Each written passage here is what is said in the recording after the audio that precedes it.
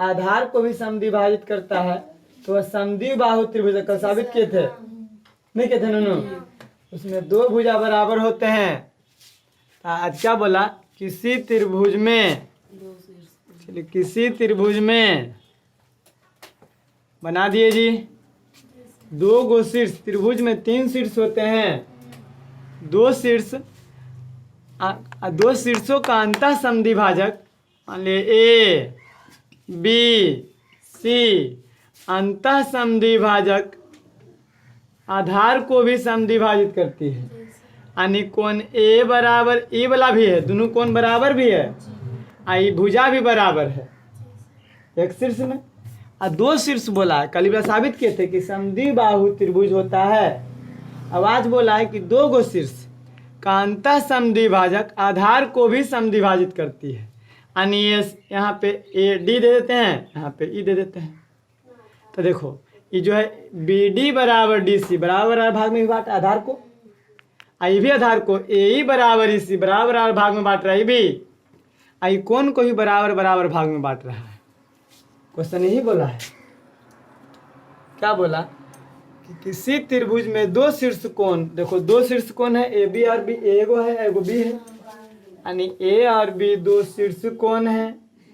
तो जिसका अंतः कोण ए का अंतः समद्विभाजक ए डी जो बीसी को भी समद्विभाजित करती है, और कोण बी का अंतः समद्विभाजक बी ई जो एसी को भी आधार एसी को भी समद्विभाजित करती है। आई तो अंतः समद्विभाजक है, ये है अंदर से दोनों बराबर बात ये रहा है, क्वेश्चन बोला है। तो साबित करना है कि ए बी सी त्रिभुज जो है समबाहु त्रिभुज है, तीनों भुजा बराबर है ना नूनू? बताइए, विशेष प्रतिज्ञा लिखे थे, विशेष प्रतिज्ञा बोलो इसमें, विशेष प्रतिज्ञा कल लिखे थे, समद्विबाही वाला से हम लिखा गया। देखो भी, माना कि ए बी सी एक त्रिभुज है जिसमें दो शीर्ष, अभी दो शीर्ष रहेगा।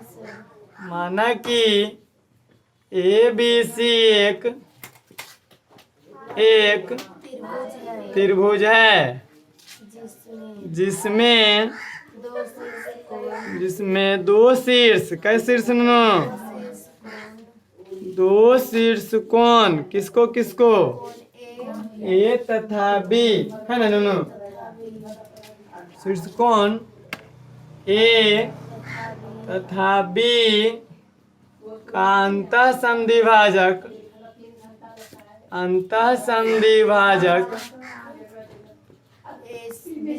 क्रमशः बीसी और एसी को भी समद्विभाजित करती है ना नूनू? क्रमशः ऐसे लिख दो, ए डी और बी ई है, ए का ए डी और ए डी और बी ई है ना नूनू? ए डी और बी है जो आधार बीसी और एसी को समद्विभाजित करती है, जो आधार बीसी और एसी को भी समद्विभाजित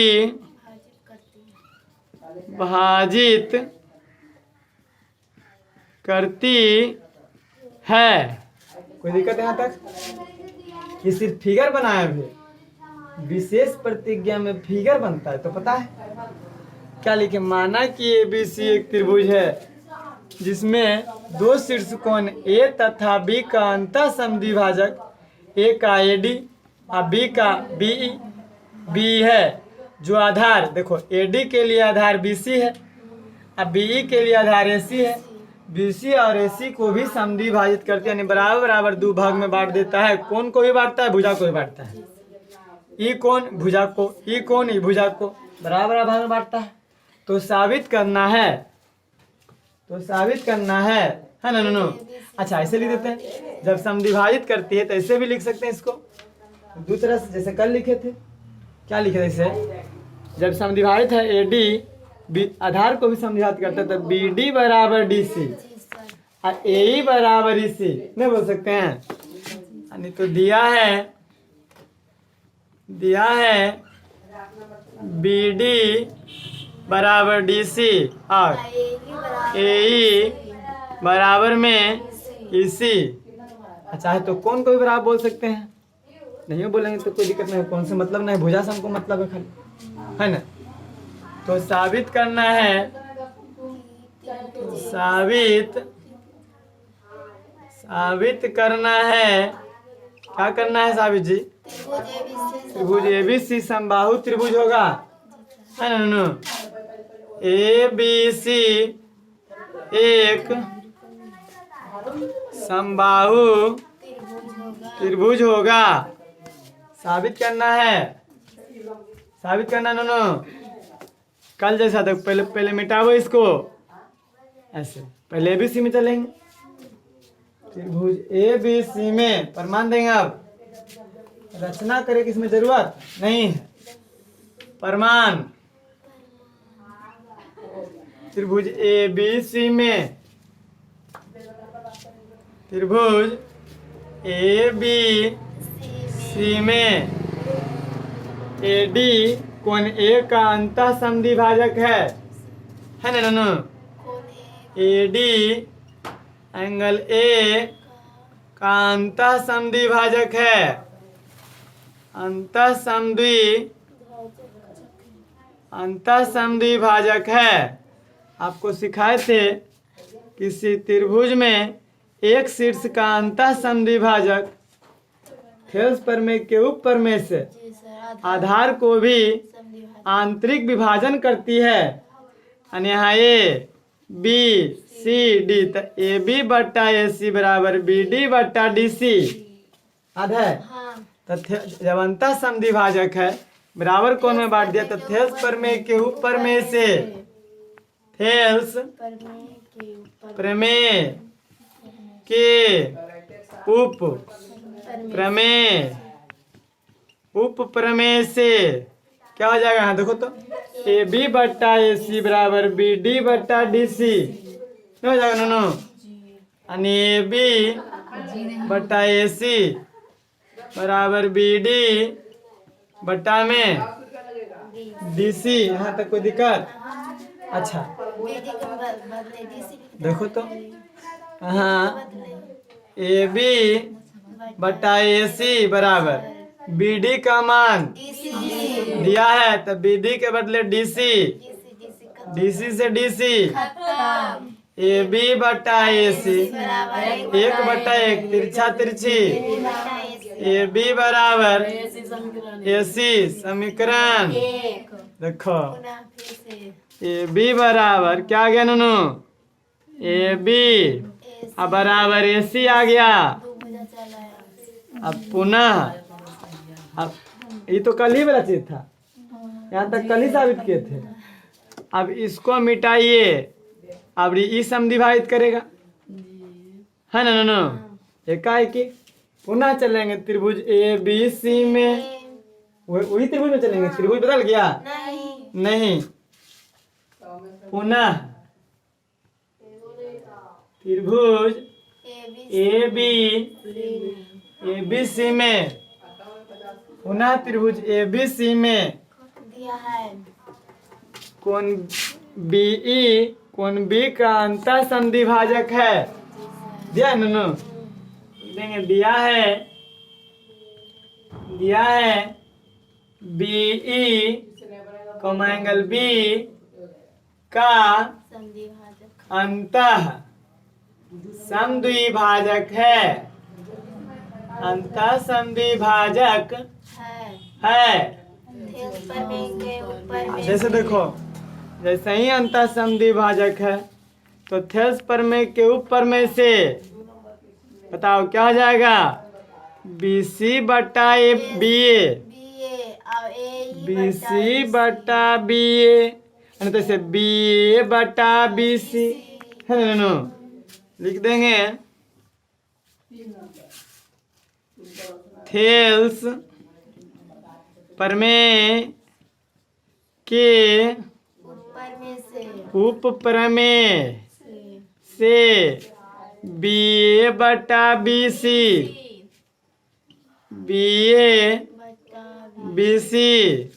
बराबर AE बटा EC हाँ BA बटा BC बराबर AE का मान दिया हुआ है EC बटा EC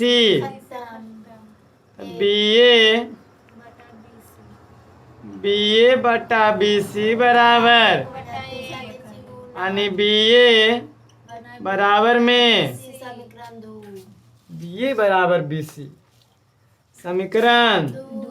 अच्छा BA को A भी लिख सकते हैं, BA AB लिख सकते हैं नहीं, इसको AB कर देते हैं बराबर में।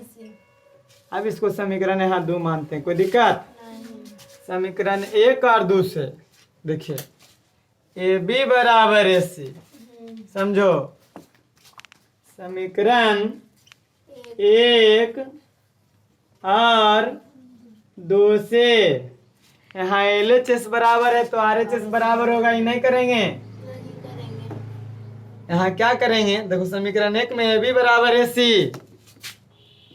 AB बराबर में AC, अब फिर लाए हैं AB बराबर में BC समीकरण 1 और 2 से। बता देखो तो AB बराबर में AC, यहाँ देखो फिगर देखिए। अब सब मिटा देते, फिलहाल सब मिटाते हैं। अब फिगर देखिए, जितना गो AB जितना गो AC, अब फिर आया जितना गो AB उतना ही गो BC, यानी अगर 5 सेंटीमीटर तो ये भी 5, ये 5 तो ये भी 5, तीनों बराबर है। ऐसे हम कह सकते समीकरण 1 और 2 से AB बराबर BC बराबर AC, AB बराबर BC बराबर AC, भाषण में लो AB बराबर BC बराबर AC। हम जानते हैं जिस त्रिभुज के तीनों भुज आपस में बराबर होता है वह समबाहु त्रिभुज कहलाता है। नहीं लिखेंगे, हम जानते हैं कि जिस त्रिभुज की तीनों भुजाएं आपस में बराबर हो, जिस त्रिभुज में तीनों भुजाएं आपस में बराबर होता है वह त्रिभुज समबाहु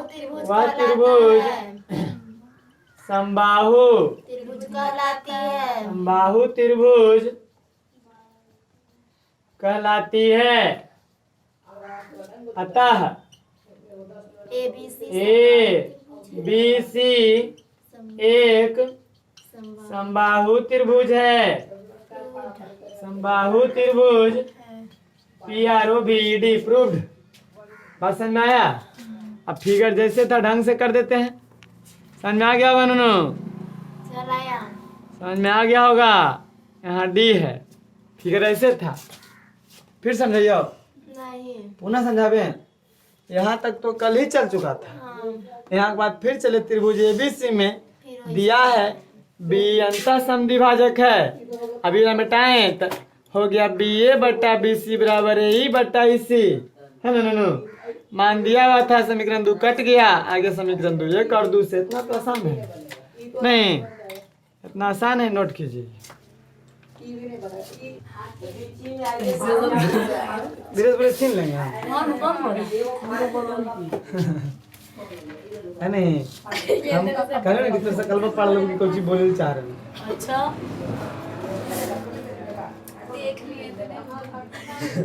ऐसा कुछ ना देखो, थेल्स पर में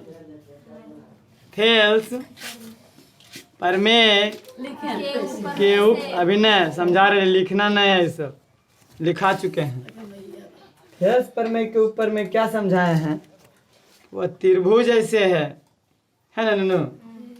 ए गो कोण का अंतः समद्विभाजक BC को भी आंतरिक विभाजन करती है, यानी ए बी डी। तो हम लोग पढ़े AB बटा AC, यानी थेल्स पर में ऐसे त्रिभुज ABC में ABC में दिया है AD कोण A का अंतः समद्विभाजक है।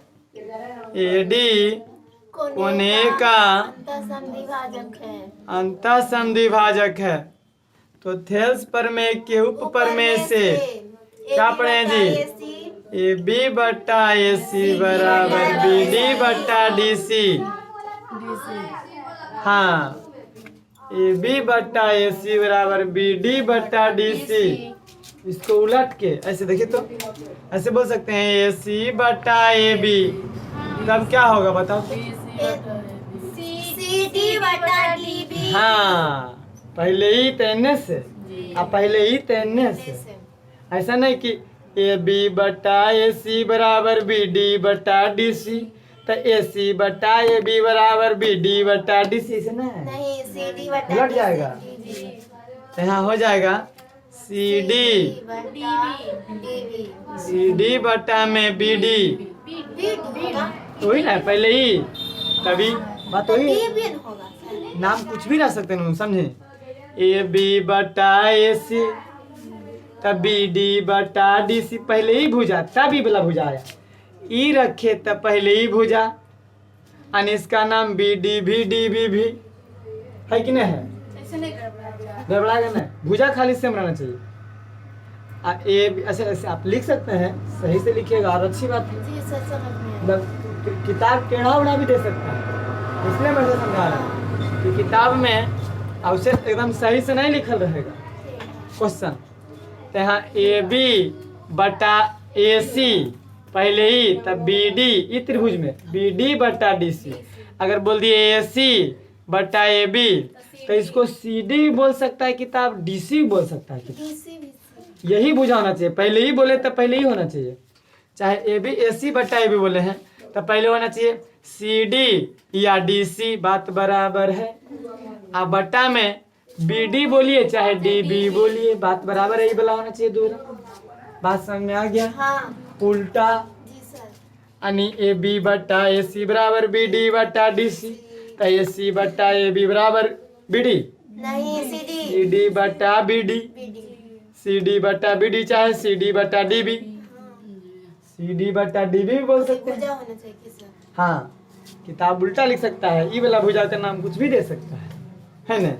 दोनों नाम है। DC भी बोल सकते हैं। हाँ, DC भी बोल सकता है, नहीं लिख दे CD या DC, CD या DC, CD भी बोलेगा या DC भी बोलेगा। पसंद में आया? यहाँ BD भी बोलेगा या DB भी बोलेगा, यानी BD बटा में DB भी बोल सकता है। बात समझ में आ गया? अब आइए, अब एगो नोट में आओ, नोट देखिए। अब वो आएगा, चल तो क्वेश्चन NOTE नोट में आएगा माध्यिका। हमें अब क्या पढ़ा रहे हैं सर? माध्यिका नहीं, माध्यिका वो चैप्टर है। माध्यिका एगो आपको चैप्टर पढ़ना है। यहाँ ज्यामिति में माध्यिका है, ज्यामिति में माध्यिका अलग होता है और चैप्टर अलग पढ़ना है। चैप्टर में माध्यिका, ज्यामिति नहीं पढ़ना है। इसका इंग्लिश होता है मीडियन। मीडियन का स्पेलिंग कैसे होता है? MEDION, ऐसे मीडियन यानी माध्यिका। ये चैप्टर है नोनो, लेकिन यहाँ चैप्टर नहीं पढ़ेंगे, यहाँ ज्यामिति में हम लोग माध्यिका पढ़ रहे हैं। समझ में आया कि नहीं? तो लिखेंगे मीडियन में, किसी त्रिभुज के आधार, किसी त्रिभुज में ऐसे, इसका परिभाषा देते हैं, किसी त्रिभुज में आधार के मध्य बिंदु को आधार के मध्य बिंदु को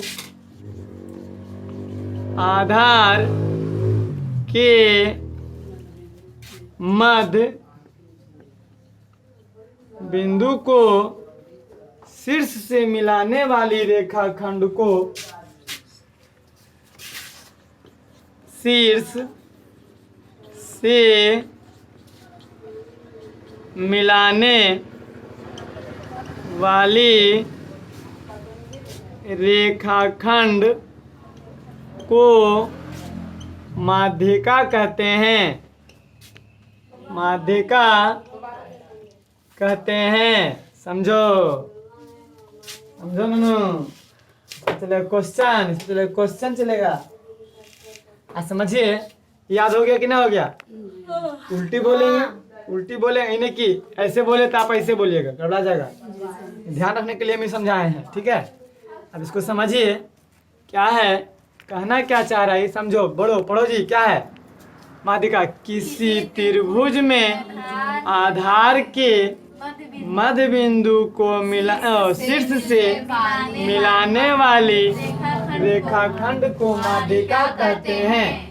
हाँ, किसी त्रिभुज में, देखो ये त्रिभुज है ए बी सी।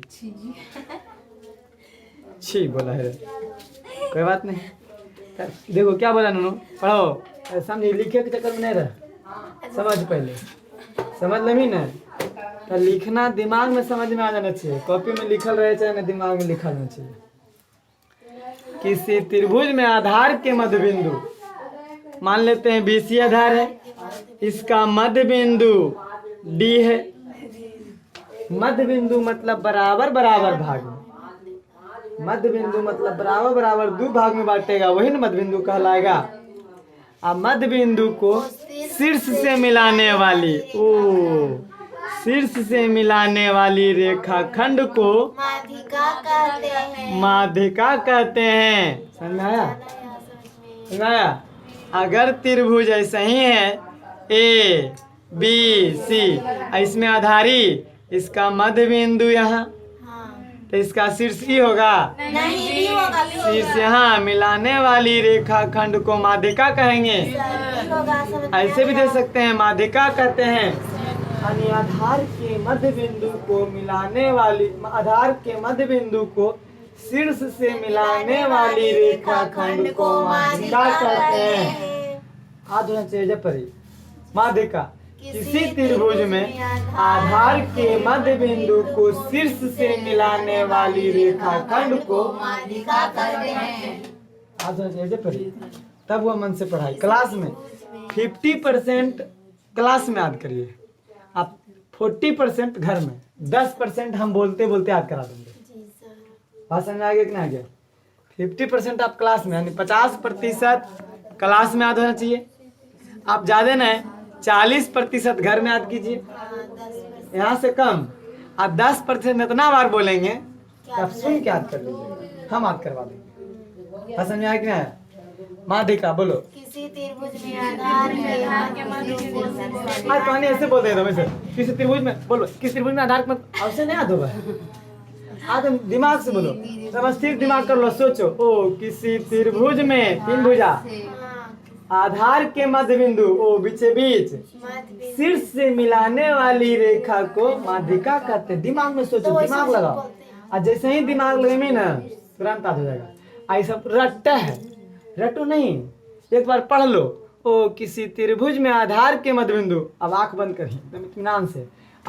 अंदर में त्रिभुज बनाओ, दिमाग उतना काम कर रहा है, मेमोरी उतना रहा है।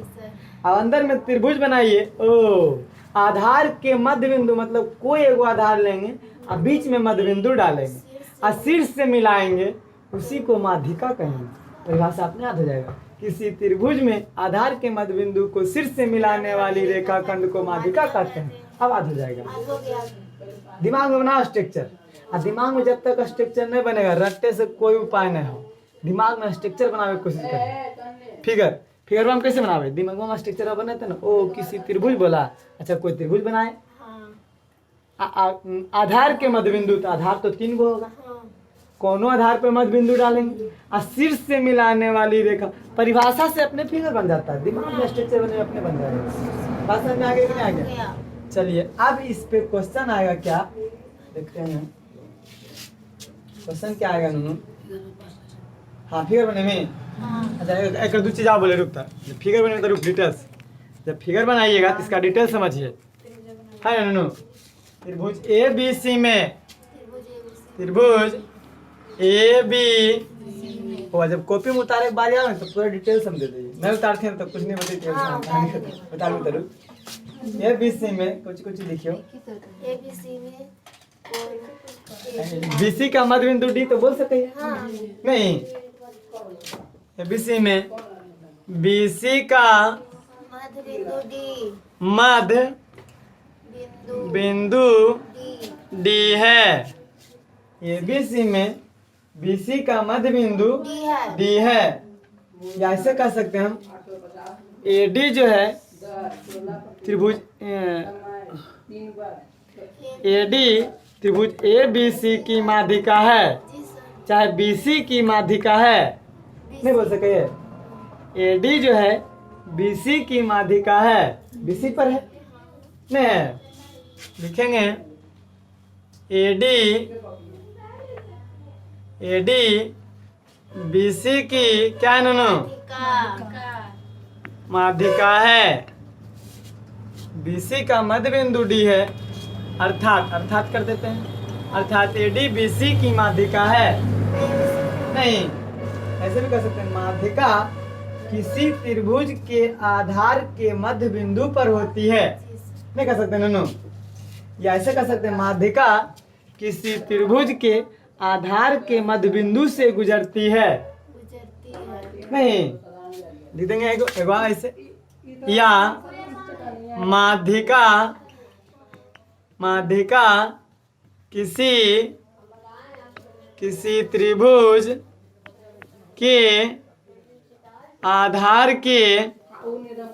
त्रिभुज के आधार के मध्य बिंदु से गुजरती है मध्य बिंदु से गुजरती है माध्यिका किसी त्रिभुज के आधार के मध्य बिंदु से गुजरती है एकदम याद कर लीजिए माध्यिका किसी त्रिभुज के आधार के मध्य बिंदु से गुजरती है मध्य बिंदु से गुजर रहा है नहीं गुजर रहा है इसको आप लंबा बना सकते हैं नहीं बना सकते हैं आप इसको नोट कीजिए आप ढंग से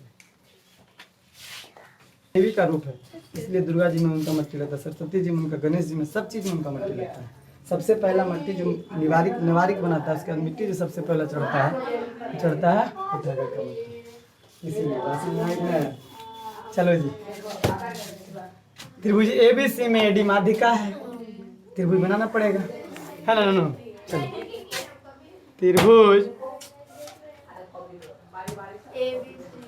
ए बी सी में एडी माध्यिका है माध्यिका मतलब मध्य बिंदु से मिलाने वाली रेखा है ना नो यानी आधार के मध्य बिंदु से शीर्ष को मिलाने वाली रेखा को माध्यिका कहते हैं एडी माध्यिका है ए डी बी तथा ए डी सी समझो ए डी बी ई कोण का अंतः समद्विभाजक ए बी ई पर मिलता है ए बी से ई पर मिलता है देखिए अंतः समद्विभाजक ई पर ए डी सी का ए सी पर मिलता है एफ पर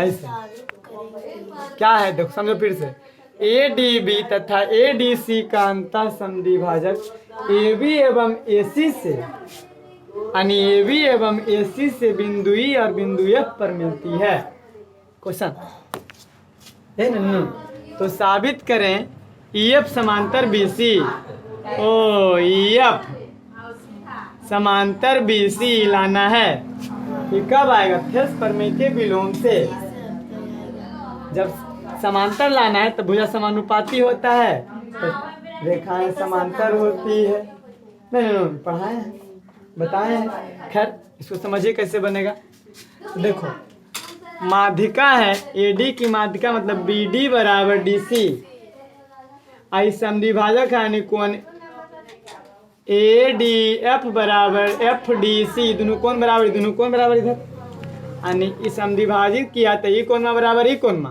इधर समद्विभाजित किया तो ई कोण बराबर में ई कोण बराबर कोण होगा क्योंकि एकर संधि इस कोण का संधि पूरा कोण का समद्विभाजक कहने वाला इस पूरा कोण का समद्विभाजक ये दोनों ये वाला रेखा है तो ये कोण बराबर ये कोण आयनव का पूरा कोण का समद्विभाजक ये वाला रेखा तो ये दोनों कोण बराबर होगा क्योंकि समद्विभाजक है। समद्विभाजक देखो कोण ADB तथा ADC का अंतः समद्विभाजक AB एवं AC से बिंदु E तथा बिंदु F पर मिलती है तो AB से इसका ADB का समद्विभाजक AE मिला DE मिला ADC का समद्विभाजक DF मिला। कोई दिक्कत क्वेश्चन समझ में आया फिगर समझ में आया तो यहाँ पे क्या देंगे बनाने में प्रमाण साबित करेंगे तो प्रमाण देंगे फिगर तो बना ले सकती तो लिखा ले प्रमाण दे दियो। अच्छा हाँ इला बन जीतो ना प्रमाण प्रमाण त्रिभुज ABC में ADBC की माध्यिका है नहीं बोल सकते ना AD चाहे AD माध्यिका बोलते हैं खाली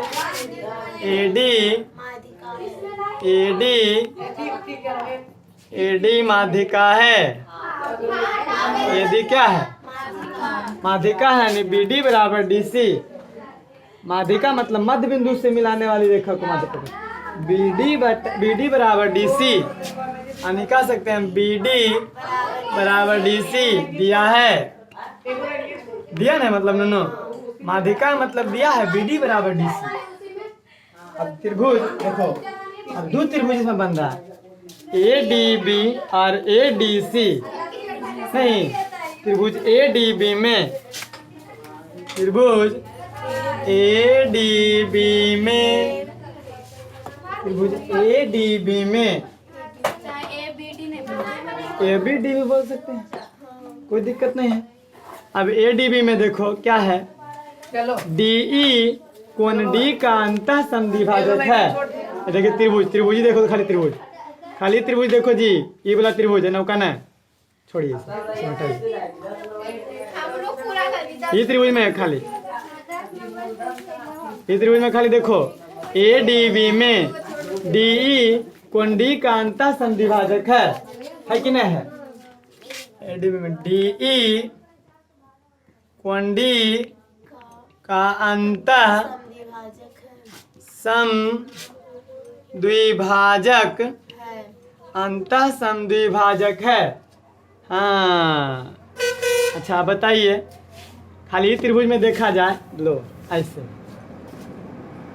तो बताइए अब देखिए ऐसे त्रिभुज रहता था तो हो जाता था ABCD AB बट्टा AC बराबर BD बट्टा DC। तो देखो इसको पकड़ के अगर सीधा करेंगे तो ऐसे नहीं हो जाएगा DA बट्टा DB यहाँ पे DA बट्टा DB बराबर बोलो AE बट्टा EB।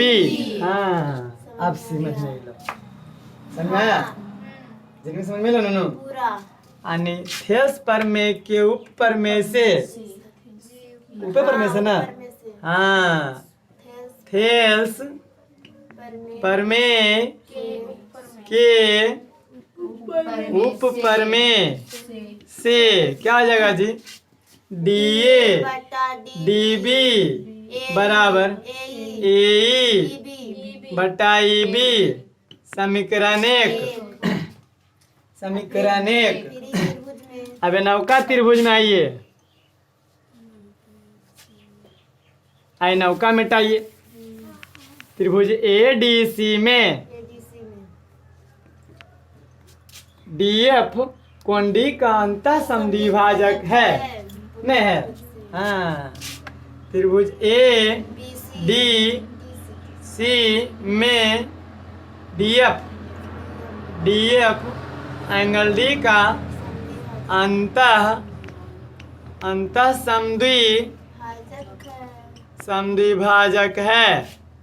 थेल्स प्रमेय के उपप्रमेय से जैसे ही अंतः समद्विभाजक है थेल्स प्रमेय के उपप्रमेय से यहाँ क्या होगा बताओ तो AD बट्टा DC अच्छा DA बट्टा DC DA बट्टा DC बोलो DA बट्टा DC बोलो दी डी ए बट्टा डी सी बराबर बोलो एफ हाँ ए एफ बट्टा एफ सी ध्यान गए ए एफ बट्टा एफ सी समीकरण दू हाँ से अब ये काल दूसरे नहीं लागो एक दूसरा भी तो अब से कोई दिक्कत कोई ठिकाना नहीं है अभी दू नहीं माना इसको आ जाएगा सर